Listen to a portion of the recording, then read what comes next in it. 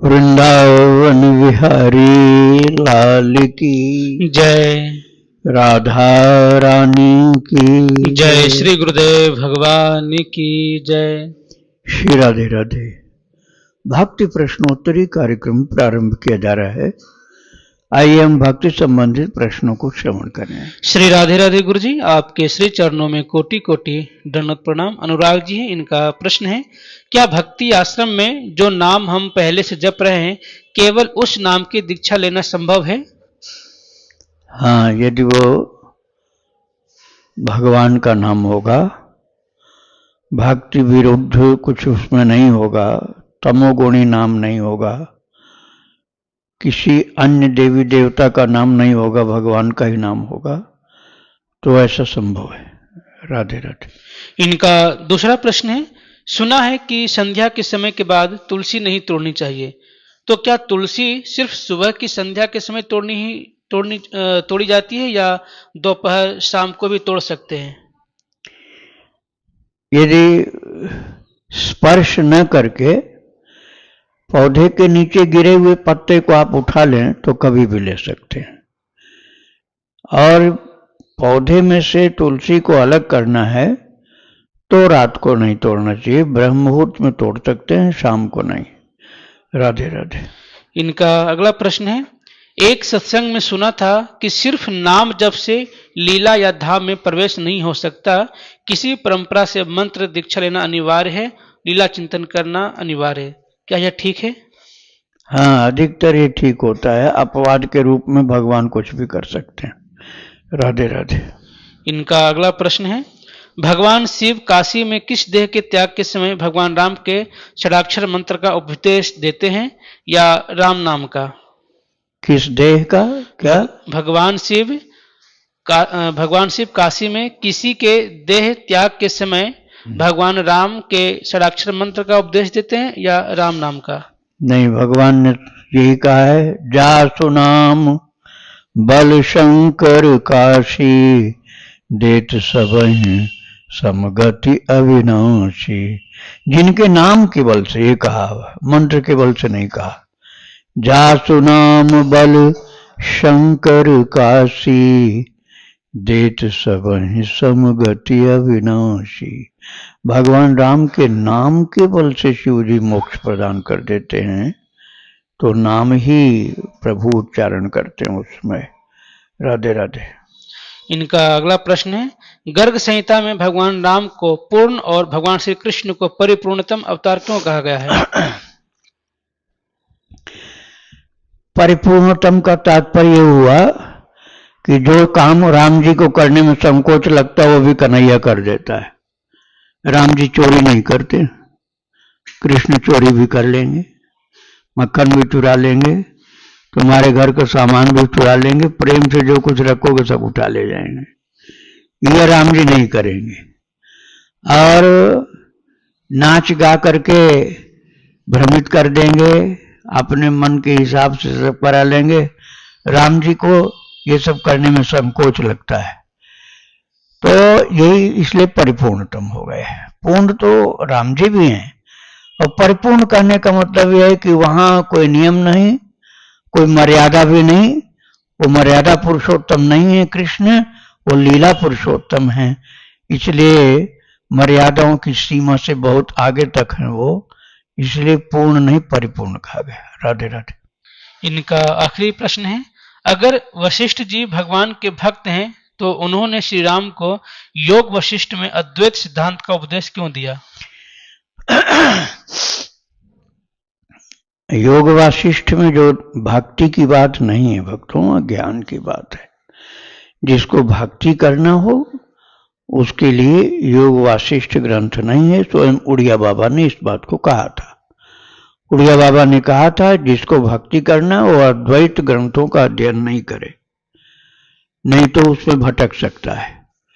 तो जिसको ज्ञान मार्ग की साधना करना है उसके लिए वो बात कही गई है। राम जी को तो बहाना बनाया गया है। जैसे अर्जुन को माध्यम बना के भगवान ने जगत के उपदेश के लिए गीता जी सुनाई है, ऐसे राम जी के माध्यम से वशिष्ठ ने अद्वैत ज्ञान की बात बताई है। श्री राधे राधे। प्रश्न है गुरुजी, नाम गुप्त है। महाराज जी, घर की छत पर आने वाले पंछी, कबूतर, चिड़िया आदि को कच्चे चावल के दाने खाने के लिए डाल सकते हैं, और कुछ लोग कहते हैं कि चावल खिलाने से घर में गरीबी आती है, कोई और दाना जैसे बाजरा आदि खिलाओ, तो क्या महाराज जी ऐसा सही है? जो चिड़िया खूब प्रेम से खाए और सात्विक चीज हो वो आप खिला सकते हैं, उसमें गरीबी आने की कोई बात ही नहीं है। किसी भी दाना को खिलाने से गरीबी नहीं आती। हाँ, आप कोई अशुद्ध गंदी चीज तमोगुणी चीज खिलाएंगे तब भले ऐसा हो। राधे राधे। काव्या मिश्रा जी कानपुर से, इनका प्रश्न है, महाराज जी क्या 2 घंटे नाम जप और 2 घंटे नाम लेखन करने पर ये 4 घंटे का भजन माना जाएगा? कृपया मार्गदर्शन करें। 4 घंटे से भी ज्यादा माना जाएगा। लिखते समय भी आप जप करते रहिए, बस ये सावधानी करनी है। श्री राधे राधे। पुष्पा जी हैं, इनका प्रश्न है, मेरे इष्ट हैं, मेरे प्राण हैं, मेरे सब कुछ हैं, वही मेरी दुनिया है। मैं यह जानती हूँ कि वह सर्वत्र हैं, सर्वज्ञ हैं और हमसे ज़्यादा हमारे परिवार के उनके चिंता है। लेकिन फिर भी गुरुदेव मुझे कभी कभी परिवार को लेकर डर लगता है कि बच्चों को लेकर कि कहीं इनको ना कुछ हो जाए, कहीं उनको ऐसा कुछ ना हो जाए, कहीं इनकी ना तबीयत खराब हो जाए। इस तरह से मेरा मन व्याकुल हो जाता है गुरुदेव, मैं इसके लिए क्या करूं? मैं जानती हूं कि मैं कुछ नहीं कर सकती हूं, सब प्रभु ही करेंगे, जो करेंगे अच्छा ही करेंगे, फिर भी ऐसा होता रहता है, परिवार वालों को लेकर के मन में सी भ्रम उत्पन्न होती रहती है। हाँ, ये विश्वास की कमी है और कुछ नहीं। विश्वास जब कमजोर होता है तो इसी प्रकार से आदमी डरता रहता है, और जब भगवान पर विश्वास दृढ़ हो जाता है तो डर खत्म हो जाता है। आप अपने विश्वास को मजबूत करने के लिए भक्त चरित खूब ज्यादा सुनो तब ये काम हो जाएगा। राधे राधे। प्रश्न है, गुरुदेव भगवान, मुझे साफ सफाई कभी कभी बहुत परेशान कर देती है। दीर्घ शंका में तो साबुन से हाथ धोना या फिर नहाना पड़ता है, लेकिन मुझे तो लघु शंका जाने पर भी साबुन से बार बार हाथ धोना पड़ता है। अगर साबुन नहीं मिला तो केवल जल से हाथ धोने पर मन नहीं भरता जब तक साबुन से हाथ नहीं धोता। कोई सामान या वस्त्र नहीं छू सकता है। कृपया मार्गदर्शन करें, ऐसा सोचना करना ठीक है? हाँ, ये कोई गलत चीज नहीं है। स्वच्छता पवित्रता तो होनी ही चाहिए। अब जहां तक आवश्यक है वहां तक जरूर करो। जैसे मलमूत्र वाले स्पर्श की बात है तो आपको उस जगह पवित्रता स्वच्छता दोनों चीज होनी। स्वच्छता मतलब सफाई, और पवित्रता का मतलब अशुद्ध चीज से बचाओ। तो जैसे चर्बी वाली चीज है साबुन, उसे स्वच्छता हो सकती, पवित्रता नहीं हो सकती। तो दोनों का ध्यान रखना पड़ेगा। श्री राधे राधे। प्रश्न है गुरुजी, महाराज जी कोई श्लोक मंत्र कैसे बन जाता है? इसके पीछे के वैज्ञानिक कारण क्या हैं? वैज्ञानिक कारण यह है कि जहां सबसे ज्यादा पावर होता है, ये जो वहां से वो प्रकट हुआ है तो मंत्र बन जाएगा। सबसे ज्यादा पावर होता है ठाकुर जी के अंदर, ये जो उनके मुखारविंद से निकला है तो मंत्र है वो। और यदि भगवान ने किसी को, जैसे वशिष्ठ आदि ऋषि को अपनी शक्ति दी है, तो उनके मुख से निकला हुआ भी मंत्र बन जाता है। श्री राधे राधे। इनका दूसरा प्रश्न है, गुरु मंत्र या रोग निवारण मंत्र शरीर या आत्मा पे कैसे काम करता है? ये जो भक्ति का मंत्र है ये हृदय को निर्मल बनाता जाता है, चित्त को, मन को, बुद्धि को निर्मल करते करते अंतःकरण इतना पवित्र निर्मल बना देता है कि भगवान की उसमें छवि दिखना शुरू हो जाती है। तो ये मंत्र का प्रभाव होता है। और यदि कोई भक्ति के अतिरिक्त तो दूसरे मंत्र होते हैं तो उसमें उच्चारण की मुख्यता होती है। उच्चारण यदि गलत हो गया तो नाश भी कर देता है, वो पागल कर देता है वो मंत्र। इसलिए भक्ति के अतिरिक्त अन्य मंत्रों को उच्चारण दोष से यदि आप दूर मुक्त रह पाए तो ही सफल होगा। उच्चारण जो गलत हुआ तो फिर दंड भी मिलता है उसमें। राधे राधे। इनका अगला प्रश्न है, आध्यात्मिक जगत और सांसारिक जगत एक दूसरे से इतने भिन्न कैसे हो गए कि एक जगत को मानने वाले दूसरे को बिल्कुल भी आत्मसात नहीं कर पाते? बिल्कुल ऐसी बात नहीं है, ये तो आपने अपने मन से मनगढ़ंत बात बोला है। हम तो बिल्कुल मानते हैं, सब संत मानते हैं, भगवान को मानते हैं, दुनिया को मानते हैं। बस केवल समझने की भूल ये होती है कि हम भगवान की सत्ता के आधार पर उसको मानते हैं। मानव सबहि राम के नाते जो भगवान का है वो हमारे लिए पूज्य है। अब भौतिक वाला केवल भगवान को नहीं माने, भगवान को न माने और केवल दुनिया को माने, अरे नहीं, भगवान की क्या जरूरत थी, अपने आप सब बन गया, तो हो गई उसकी बुद्धि नष्ट। अपने आप कुछ पैदा ही नहीं होता भगवान की इच्छा के बिना। इसलिए दोनों का बैलेंस बना करके तब बुद्धि ठीक रखती है। राधे राधे।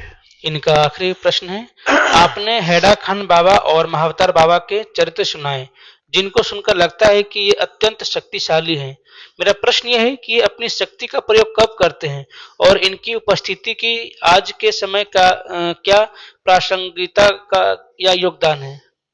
हाँ, प्रासंगिकता ये है कि आप इनके लिए ये भाव उत्पन्न कर पाए, श्रद्धा आपने बना ली और इनका आश्रय पकड़ा, इन पर विश्वास किया, तो ये अदृश्य होने पर भी प्रकट हो जाएंगे और आपकी आध्यात्मिक चेतना को इतना ऊंचा बनाएंगे कि जो कई जन्म में होना था वो एक ही जन्म में लाभ हो जाएगा। ये प्रासंगिकता है। और ये भगवान की बहुत सारी शक्ति इनके पास है, इसलिए इनके अंदर सर्वशक्तिमान तो हम नहीं कर सकते, वो तो ठाकुर जी होते हैं, लेकिन सर्वज्ञता के निकट ये पहुंचे हुए होते हैं। संपूर्ण सर्वज्ञता नहीं होती है, लेकिन बहुत कुछ सर्वज्ञता का हिस्सा इनके पास होता है। इसलिए जहां इनको प्रेम से पुकारो वहां ये उपस्थित हो सकते हैं। राधे राधे। अनिकेत मिश्रा जी हैं सागर मध्य प्रदेश से। इनका प्रश्न है, गुरुदेव मैं लाखों के कर्ज में हूं और पेट के भयंकर रोग से ग्रसित हूं। सबसे पहले आपके चरणों में प्रार्थना है कि आप मुझे स्वस्थ होने का आशीर्वाद दें। मैं अच्युत आनंद गोविंद का जप करता हूं अधिक से अधिक। भगवान मेरे नहीं सुनते हैं, संत जन की बात कभी भगवान नहीं टालते, इसलिए कृपा करके आप आशीर्वाद दीजिए जिससे कि मैं इन संकटों से दूर हो जाऊं, जैसे पेट के दर्द से, रोग से और कर्जों से। लाखों के क्या बोला था शुरू में? कर्ज है इनके ऊपर, लाखों के कर्ज है। देखो भाई, कर्ज वाली बात तो उसको निपटाने से ही ठीक होती है। जिससे आपने कर्ज लिया है उसको आप नहीं देंगे तो भरपाई नहीं करेंगे तो अगले जन्म में आपको देना पड़ेगा, निश्चित देना पड़ेगा। या तो उससे क्षमा मांगो जिससे कर्ज आपने लिया है, उसके चरणों में गिर के रो और कहो दो कि मुझे माफ कर दो आप, मैं आपकी सेवा करूंगा, नौकरी करूंगा, बिना वेतन के करूंगा, किसी भी तरह से राजी कर लो, वो माफ कर दें तो आप कर्ज से मुक्त हो जाओगे। और ऐसा है जो आप नहीं करते हो, मन में बेईमानी रखते हो, तो आपको इस जन्म में नहीं दे पाएगा तो अगले जन्म में देना पड़ेगा। और जो रही बात रोग मुक्त होने की, ये तो प्रारब्ध का भोग होता है, प्रारब्ध का भोग तो भोगना पड़ता है। बस आप भक्ति में यदि लग जाओगे तो उसका कष्ट आपको नहीं झेलना पड़ेगा, वो भोग तो भोगना पड़ेगा। जैसे मान लो किसी का शरीर विकलांग होना है, लूला लंगड़ा होना है, कोई इंद्रिय जैसे आंख है या कान है या कोई भी उसको भंग होना है तो वो तो होगा, प्रारब्ध की बात है। लेकिन भक्ति के कारण, भगवत विश्वास, भगवत आश्रय के कारण उस कमी के दुख से आप दुखी नहीं हो पाओगे, ये होगा लाभ। राधे राधे। इनका दूसरा प्रश्न है, ललिता सहस्त्र नाम की फलश्रुति में माँ ललिता की महिमा का जो वर्णन मिलता है उसमें भगवान श्री हरि के 1000 नाम के बराबर भगवान शिव का एक नाम बताया है और 10 लाख हरि नाम के बराबर एक ललिता माँ के नाम की महिमा बताई गई है। एक हरि भक्त होने के नाते आप समझ सकते हैं कि ऐसा सुनकर मन को कितनी पीड़ा होती है। कृपया मार्गदर्शन करें। राम सकल नामन ते अधिका हो नाथ अग खग गणवधिका। ये नारद जी ने राम जी से वरदान मांगा अरण्य कांड में मानस में कि प्रभु आज वरदान दे दीजिए कि राम ये नाम जो आपका है ये समस्त भगवान नामों से श्रेष्ठ शक्तिदायक हो। तो राम जी ने एवं मस्तु कहा है। अब बताओ आप रामायण को सच्चा मानोगे कि नहीं मानोगे? इसलिए आप यही मानो कि जिस नाम में आपकी श्रद्धा विशेष है वही नाम अधिक शक्तिदायक और शक्ति से भरपूर, कृपापूर्ण, भक्तिपूर्ण आपके लिए सिद्ध हो जाएगा। नाम सभी बराबर हैं। सबसे बाद में जो अवतार हुआ वो चैतन्य महाप्रभु का हुआ है। चैतन्य महाप्रभु ने कहा नाम नामकारी बहुधा निज सर्वशक्ति तत्रार्पिता नियमित स्मरणेन काल। महाप्रभु जी कहते हैं कि भगवान ने निज सर्वशक्ति तत्रार्पिता अपनी संपूर्ण शक्ति को हर नाम में बराबर रूप से डाल दिया। सर्वशक्ति ऐसा नहीं थोड़ा किसी में कम, किसी में ज्यादा, किसी में ज्यादा, किसी में कम, ऐसा नहीं। निज सर्वशक्ति तत्रार्पिता भगवान ने अपनी संपूर्ण शक्ति हर नाम में डाली है। तो संपूर्ण शक्ति हर नाम में डाली है तो इसका मतलब बराबर हो गए। अब आपको जिस नाम में प्रियता लगती है वो आप जपिए, वही आपके लिए सबसे बड़ा होगा। राधे राधे। दुलाल चंद्र मंडल जी, इनका प्रश्न है गुरु जी अगर नाम जप करते समय पत्नी की मृत्यु हो जाए तो क्या उससे नाम का फल पत्नी को मिलती है? अगर पत्नी मृत्यु के 3 घंटे पहले एक बार भी नाम ले तो उसका फल क्या हो सकता है? कृपया यहाँ पति पत्नी वाली कोई बात ही नहीं। भगवान ये थोड़े देखते हैं कि तुम्हारा रिलेशन किससे क्या है। अरे तुम खाओगे पेट तुम्हारा भरेगा, दूसरा खाएगा उसका पेट भरेगा। पत्नी हो चाहे पति हो, नाम जपता हुआ मरेगा तो भगवत धाम जाएगा। यहां पुरुष नपुंसक नारी व जीव चराचर कोय, चाहे पुरुष हो चाहे स्त्री हो चाहे नपुंसक हो, भगवान ने किसी के लिए भेद नहीं किया कि नहीं ये ठीक नहीं है, ये हमारा भजन नहीं कर सकता, ऐसा कहा ही नहीं। जो भी चाहे पुरुष हो चाहे नपुंसक हो, स्त्री हो, कोई भी हो, भगवान का भजन करेगा, प्रभु से प्रेम करेगा, उनके नाम का आश्रय लेगा, उनके रूप का आश्रय लेगा, उसका उद्धार हो जाएगा। राधे राधे। राज जी, इनका प्रश्न है शव को छूने के बाद तो हम अपने कपड़े और शरीर को नहाकर पवित्र कर लेते हैं, लेकिन मोबाइल कैसे पवित्र करें? क्योंकि कभी आस पड़ोस में कोई गुजर गया तो उसको छूना पड़ता है, फिर उसी हाथ से मोबाइल पर कॉल आ गई तो बात भी करना पड़ता है। मुझे इस चीज़ से बड़ी प्रॉब्लम होती है। मेरे प्यारे गुरुदेव, आपकी वाणी मुझे दवा जैसी काम करती है। आपने अगर समाधान कुछ ही बता दिया या आपने यह कह दिया कि अरे ये सब कुछ नहीं होता तो मेरा मन मान लेता है। गुरुजी ने बोला है सब ठीक ही है, नहीं तो मुझे बहुत परेशानी होती है, मैं बहुत परेशान होता हूँ, तो बस वही बात गूंजती रहती है। तो कृपया मार्गदर्शन करें कि अगर किसी ने बता दिया कि मैंने मोबाइल को छुआ हूँ तो उसका मोबाइल छूने पर नहाना पड़ता है या क्या करूं गुरुदेव? मोबाइल तो जड़ पदार्थ है, चेतन तो बनाया गया है उसको बैटरी लगाकर। बैटरी नहीं हो तो जड़ है मोबाइल। तो जड़ पदार्थ का क्या दोष ऐसा है कि उसको छूने पर इतना पाप लग गया आपको? ऐसी कोई पापमयी स्थिति उसकी नहीं है। आप अपना हाथ धो लो, बस अपना हाथ अपना शुद्ध कर लो, गंगा जल लगा लो, सफाई के बाद गंगा जल थोड़ा सा हाथ में 2-4 बूंद डाल दो। अब मोबाइल को तो कोई पाप लगा नहीं है, उसको छुओ आराम से। राधे राधे। इनका आखिरी प्रश्न है क्या कहीं बाहर के मंदिर से या किसी तीर्थ से दर्शन करके आने पर यदि घर में प्रवेश करने से पहले हाथ पैर धो लें तो क्या धोने से पूरा सारा का सारा पुण्य समाप्त हो जाता है? देखो, ये भ्रम की बात है।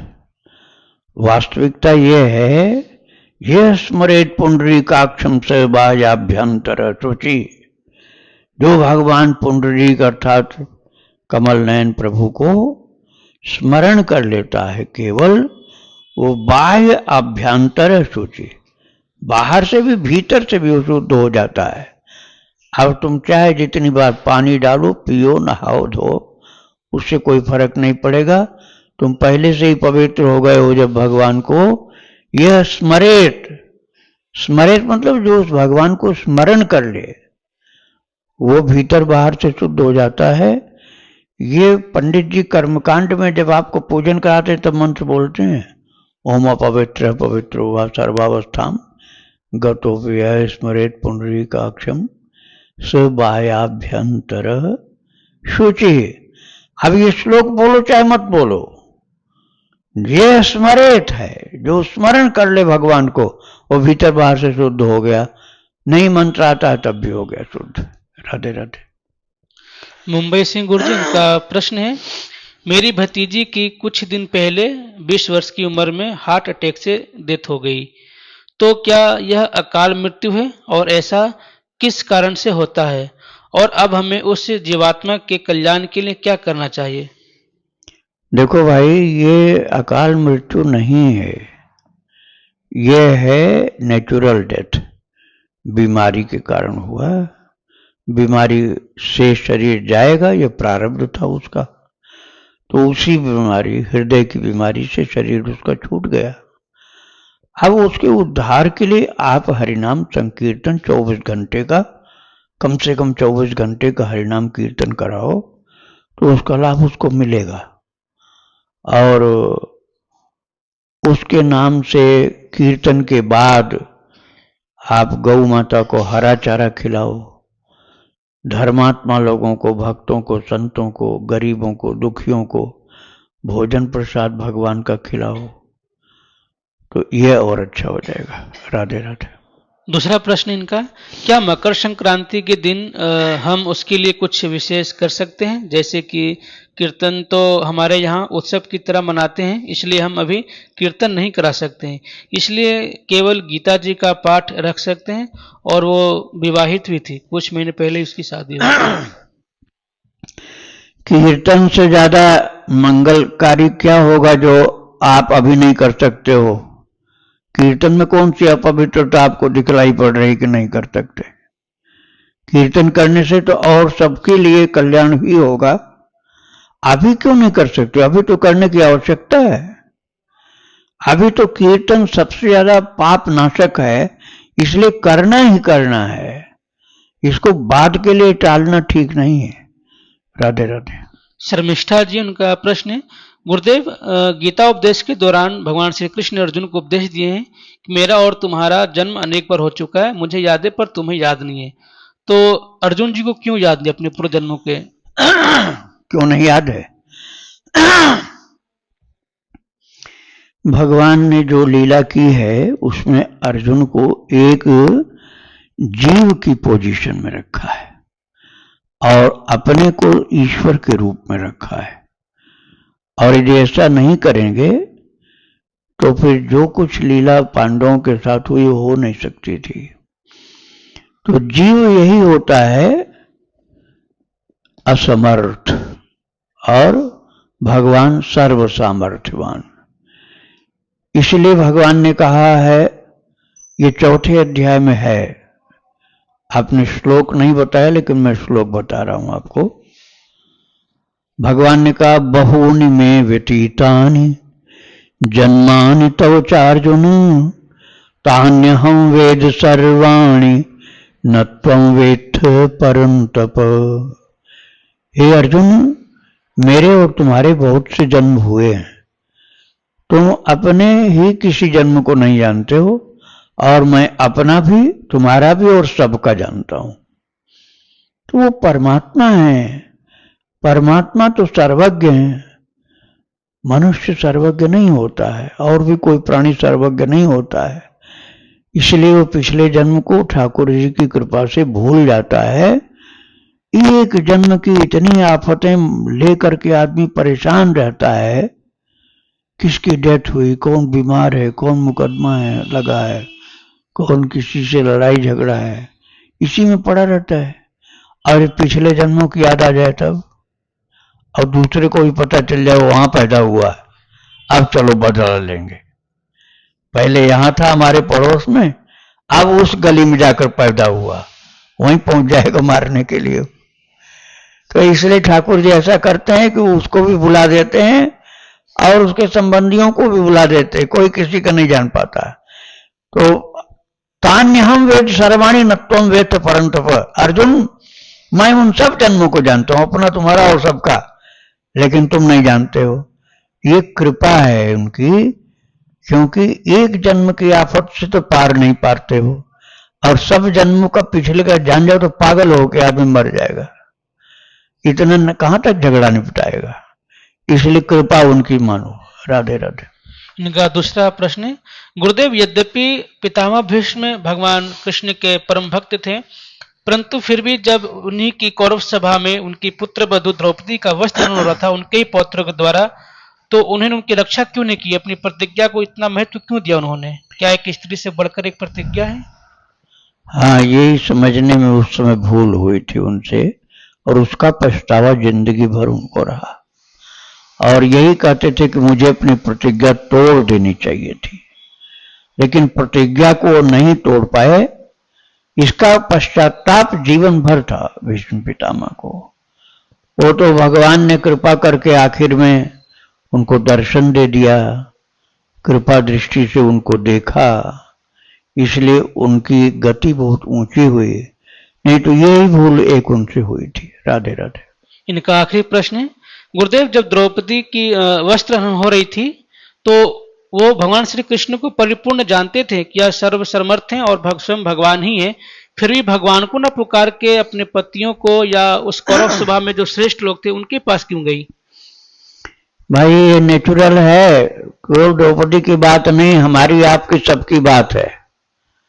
अभी तुम्हारे ऊपर संकट आ जाए तो तुम भगवान को जल्दी नहीं पुकारोगे, पहले तो अपनी ताकत दिखाओगे, तू कौन है मेरे सामने, भिड़ जाओगे उससे, और उसके बाद नहीं बस चला तो तुरंत याद करेंगे अपने जितने सहायक लोग हैं उनको, और फिर कोई नेता होंगे उनको याद करेंगे, उससे दबाएंगे उसको, प्रेशर डालेंगे, ऐसे भटकता रहता आदमी। भगवान की याद तो तब आती जो हारे को हरि नाम, सुनीरी मैंने निर्बल के बलराम, सुनीरी मैंने निर्बल के बलराम। जब कोई अपने को पूर्ण निर्बल मान लेता है तब वो सच्चाई से भगवान को पुकारता है। तो इसलिए पहले गुरुजनों को, पतियों को और धर्मात्माओं को सबको पुकारा, देख लिया कोई भी नहीं अपने, तब कृष्ण को पुकारा। राधे राधे। तो गुरुजी जैसे द्रौपदी जी के पुकारते, ये मेरा प्रश्न गुरुजी इसमें नहीं है, हाँ। कि जैसे द्रौपदी जी के पुकारते भगवान प्रकट हो गए तो उसी क्षण, तो क्या आज के भी टाइम में कोई भी स्त्री पुरुष को भी अगर सच्चे मन से पुकारे तो भगवान उसी में आ जाते हैं प्रकट होकर रक्षा करने?